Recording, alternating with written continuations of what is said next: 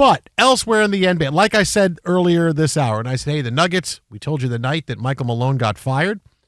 When a coach has to go, he has to go. It's fine.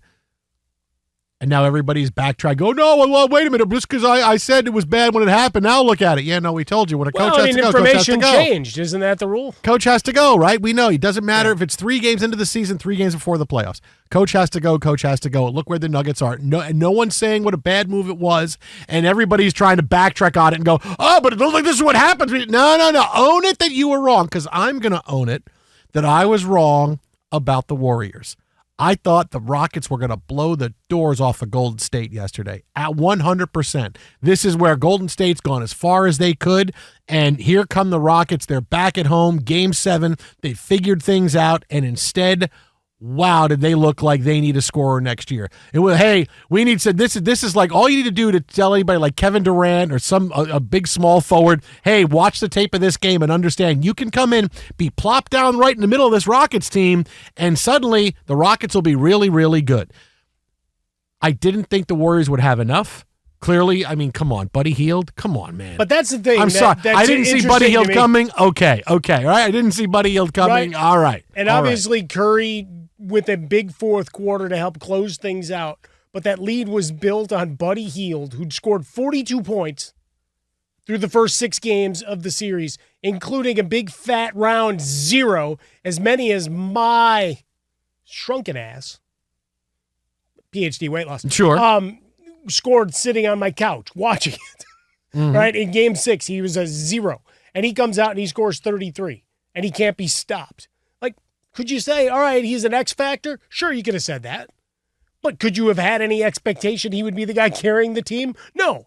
The other is, they clearly just decided we're not going to throw Draymond Green out of the game, no matter what he does. No matter how many times he play. throws someone to the side or hits someone in the head, arms flailing, or it throws doesn't a matter. trident at him. Yeah, well, he kind of got to that point. You better lay low for a while. I think they're looking for you.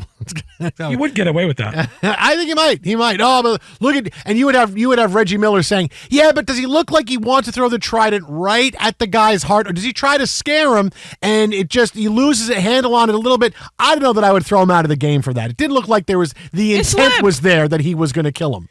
And then you have the... Mary just saying, you slipped. It slipped. I mean, what are you going to do? It slipped. Stay in the game. You know what? It was inadvertent. We'll just, you know what? We're going to have to give you a flagrant, though. Sweaty palms, you know? And you had it. We got to clean the blood up off the floor, but you can stay in the game. But how did it get on the court to begin? It just was. I mean, it slipped. Yeah, exactly. What do you want from me? And now everybody's calling for Jalen Green, who had a great year, nearly 22 points per game. He had one good game in that entire series. They agitated him and kept him off the mark. He had that 38-point game going all the way back to Game 2. Otherwise, kept at bay, and that was a guy that they were banking on with the veteran savvy of Fred VanVleet to get him over, and certainly for Game 7, I think the biggest question, we could talk all the euphemisms you want about, the heart of a champion, and, you got to take him down, and I'll believe it when I see it.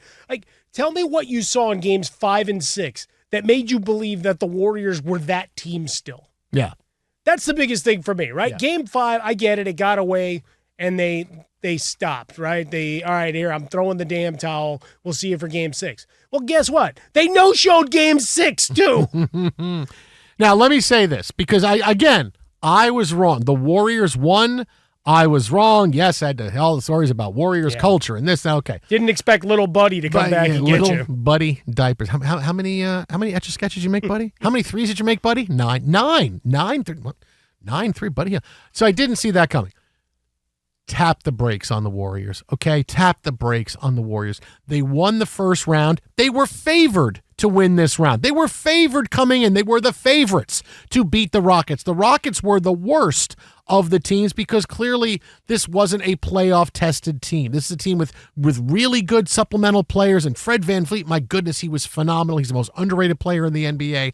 But of all those teams in the first round, hey, who was most vulnerable on a list? You would have said the Rockets. Absolutely the most vulnerable to the Warriors list, right? were the betting favorite. Right. Yeah. Warriors were the betting favorite. So they won a first-round series that they were favored to win.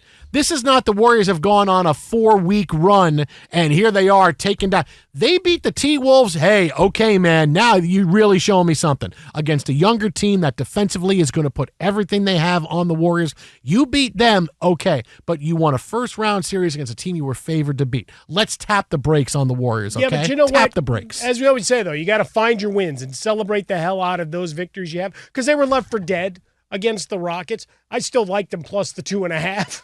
I thought they could win it, but trying to explain it beyond the Rockets are young, and if it's a tight game late, blah, blah, blah. And that's what ends up, they get blown out, right? And they get disgraced in a game 7. And now it's all right, how do you retool the roster? You've got lots of assets and a lot of players that you can move. But for the Warriors, now you're at that point where I can't expect brilliance from really much of anybody. Curry's been hit or miss. Whatever's going on with the thumb. Still hurt. Thumb is still hurt. Beating the hell out of it with that. Draymond's going to be Draymond. But he healed again. The 33 comes out of nowhere. I mean, come on, man. I mean, and that's great. Right. They got a couple of good games from Moody and Podziemski over the course of the series. But is that enough firepower?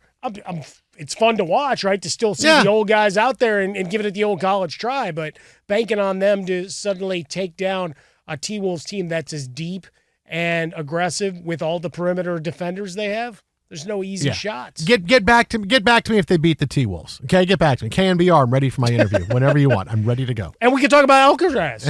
That's right.